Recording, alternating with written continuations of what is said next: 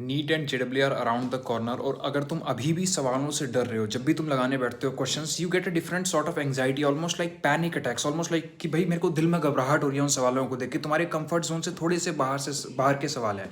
I talk to countless aspirants on live stream, interaction calls and this channel comments.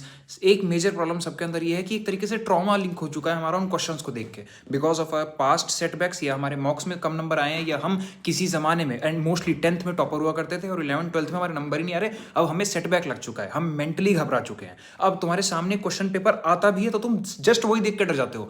भूल जाओ उसको solve करना, भूल जाओ रैंक लाना, भूल जाओ मार्क्स लाना, हम सवाल को देखकर घबरा रहे हैं। And this is the most problematic thing happened with me in the drop year. और रून हो जाते हैं साल के साल। कैसे इसको सही करें?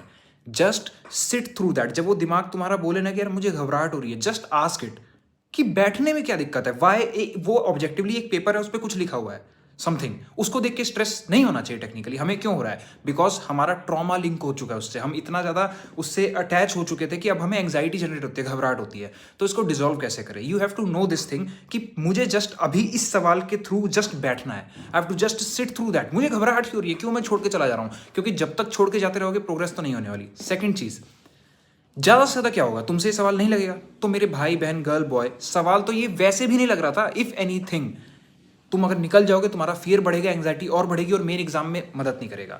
ऐसे ही डिजोल्व होता ही है। और अगर उठ के भागे तो नहीं होगा। बैठो, तुम्हारा एजेंडा भी टॉप करना नहीं है, मॉक टेस्ट में नंबर लाना नहीं है, तुम्हारा एजेंडा एग्जाम में रैंक 1 लाना नहीं है। अभी तुम्हारा एजेंडा है कि मैं एक पेपर पे कुछ लिखा हुआ है उसको देख के मैं भाग क्यों खड़ा हो रहा हूँ, बैठ के देखता हूँ ज़्यादा से ज़्यादा क्या होगा, नहीं हुआ सॉल्व, कोई दिक्कत नहीं हो, तो वैसे भी नहीं रहा है।